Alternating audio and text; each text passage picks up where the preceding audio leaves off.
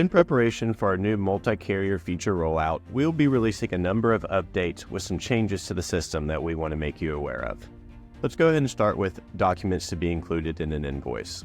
Prior to the update, any document to be included in the invoice was driven by the invoice doc types set at the customer profile level. Now within each load profile, you'll be able to individually tailor or pick and choose which document is going to go into the invoice. For example here, if I go to upload a POD, you can see that I've got the option to either include it in the invoice or not. This selection will be defaulted based on your invoice doc type. You can see I've got carrier proof of delivery set at the customer level. So when I go to upload this POD, it wants to automatically include it, but of course I can deselect that checkbox. Moving on to invoice audit. You will see now in the audit modal a number of new fields such as the receive date, invoice date. We've done some reworking to the action buttons at the bottom, but most importantly, you will now see that any vendor associated with the load can now be audited in the audit modal. So here, I can click on this action button to switch over to viewing the vendor rate.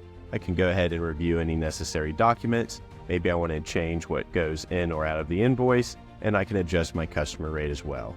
Clicking the vendor approved checkbox down here and selecting save, you'll see up near the top, I can see that I've gone in and reviewed and approved this vendor. Going back to my carrier, I can go ahead and approve that as well and approve for invoicing.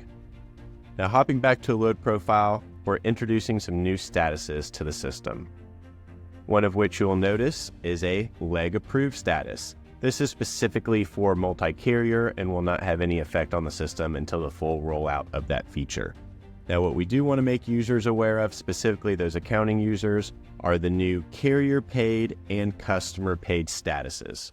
Prior to this update, there was just one paid status that was related to when a customer receipt was received in full.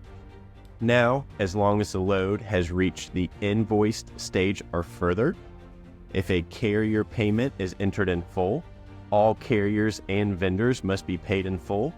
The status will move to carrier paid. Now, reverse that. If a customer receipt is received in full, but the carrier payables are still open, it will move into a status of customer paid.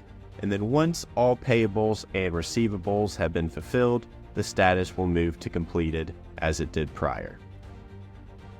Make sure to pay attention the next couple days for more announcements. We've got a number of changes coming, specifically related to the rollout of multi-carrier, and we can't wait to go ahead and get that new feature in your hands.